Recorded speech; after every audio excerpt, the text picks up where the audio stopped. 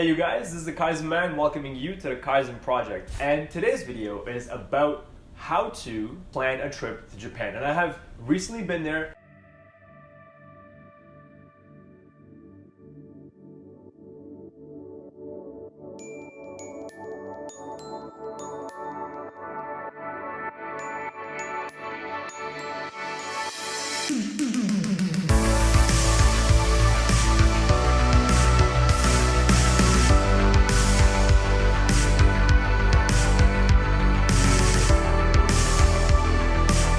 Let's get right into it. First thing that you want to do is you want to think about what time of the year you want to go to Japan.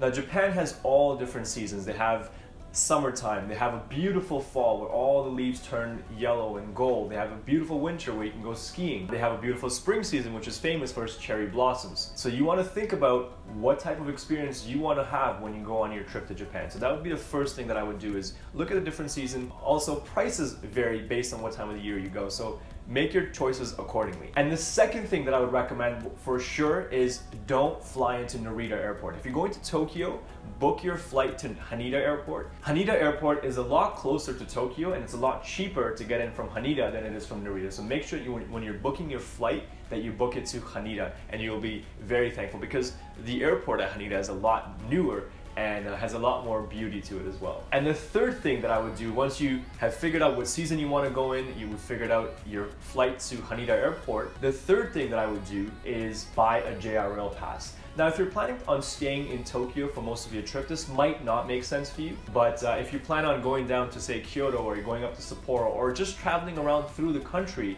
it's very convenient to do that on the JR Rail, which is your Japan Railways. And you can buy a 7 or a 14-day pass, but you have to make sure that you buy the pass before you leave your country. So if you're planning on traveling around in Japan, then I would definitely recommend getting a JR Rail pass because it makes traveling on the Shinkansen, the bullet trains, all of that a lot cheaper and a lot easier to organize because you're not paying every single time you're buying a ticket. With the JR Rail Pass, you can actually activate it once you're there. So say if you're planning on staying in Tokyo for the first 5 or 6 days of your trip, then you can reserve your JR Rail Pass so when you start to travel, and you can activate it the day that you want to start traveling around Japan and not just stay in Tokyo. So just keep that in mind when you're buying your JR Rail Pass. So now that you've figured out the seasons, you figured out your flight, and you figured out the JR Rail Pass, I would recommend staying on the Yamanote Line in Tokyo. All of the really famous destinations in Tokyo, Shinjuku, Harajuku, Ueno, Akihabara, all of these places are all on the Yamanote Line. So if you want to get around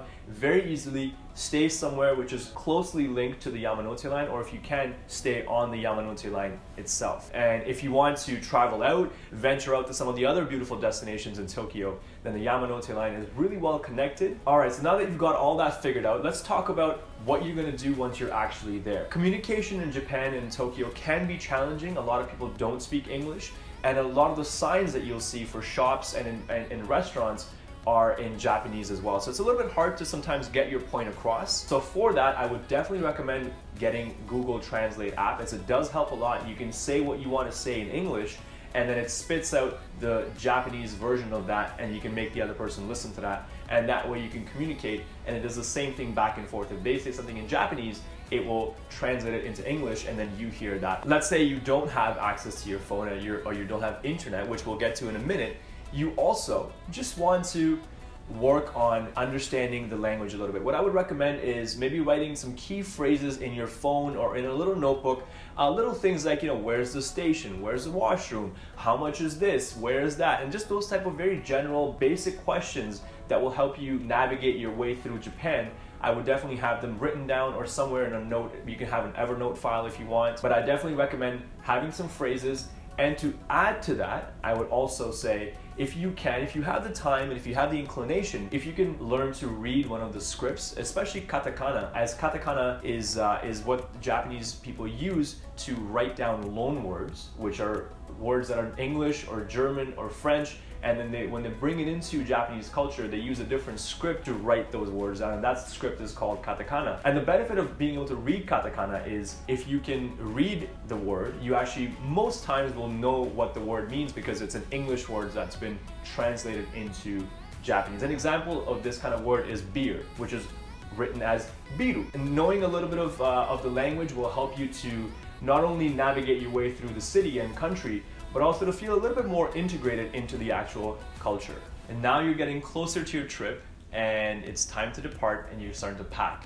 I would definitely recommend packing as light as you possibly can. The reason for that is a lot of the apartments are really small. Sometimes on the subways, if you're traveling during peak hours, if you're carrying a huge suitcase, it might be really hard to get in and out of the train. So I definitely recommend packing light. And the second reason for packing light is that anything you think you might need, you'll 100% find it in Japan. There's so many things that I saw there that I never even knew existed. And once I knew that they existed, I was like, oh yeah, I need that thing, or I want that thing. And I was very happy that I had the room to buy some things that I needed to. And had I packed all the things in my suitcase and just been jammed with stuff, I might not have had that option. So I definitely recommend packing as light as you can. Anything you think you'll need, you can always get it in Japan. And another thing that I definitely recommend, if you're gonna do the JR Rail Pass, or even if you're not, you should download the Hyperdia app. Now the Hyperdia app is free for 30 days. So if you're there for less than 30 days, it's great because you can put in the station that you're starting off at and the station that you're completing your journey. It will tell you exactly how long it will take for you to get from your first station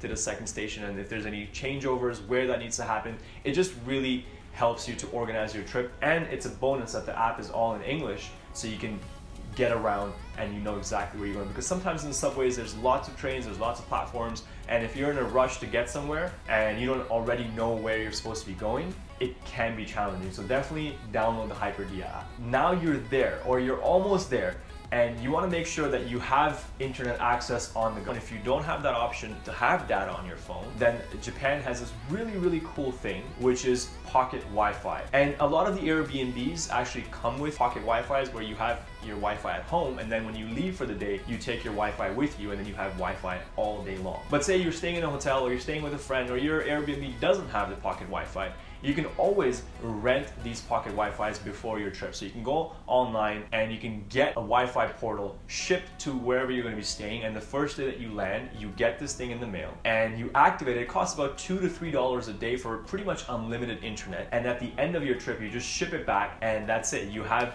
internet for the whole time, and then you just get rid of it when you're done. So I definitely recommend getting a pocket Wi-Fi for the time that you're in Japan. And the last thing that I want to share with you on my top 10 Japan tips is 7-Eleven. Now you're gonna see these 7-Elevens everywhere. It's one of the best places to go to get really good and really cheap food and coffee and drinks. If you're out and about during the day and you're on a bit of a budget, I definitely recommend getting your lunch or your food from these 7-Elevens, because it's a lot cheaper to eat there than it is to go to a restaurant and order a meal. And another bonus tip that I'll add to that is a lot of the department stores in Japan, big box stores, they have what's called a Depachika, or a food store, which is in the basement. So if you go down to the basement of these big box stores, you'll find these food halls that are just massive, and there's stalls upon stalls of different kinds of food. There's sushi sales, there's bakeries, there's sweets. It is literally a foodie heaven. So if you want to save some money and also have endless options for food, definitely check out one of these food halls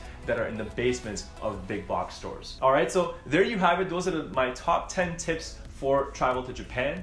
And I'm just going to quickly recap. The first one is to pick the season that you want to go in. The second is flying to Haneda Airport. The third, make sure you're staying somewhere close to the Yamanote Line. The fourth being, if you're planning on traveling through Japan, get a JR Rail Pass. The fifth being, you want to be using some type of a Google Translate app, or some app that will help you to translate what you're saying into Japanese. The sixth, I would suggest carry a phrase book, learn Katakana. Number 7, pack light as you can. Number 8, download the Hyperdia app before you get there. Number 9 is pocket Wi-Fi, and number 10 is eat at 7-Elevens and food halls for the time that you're there if you're on a budget. All right, that's it for today. I hope you enjoyed that video. Leave your comments below. Can you have any other tips that I've missed out on here? Because I honestly learned a lot on my trip to Japan. I feel like I made a lot of mistakes, and that's why I'm making this video, so that you don't have to make those mistakes when you're planning your trip to Japan. So if you have any tips in here that I haven't covered, please leave those tips in the comments below, and that way I will know them as well, and also the people watching this video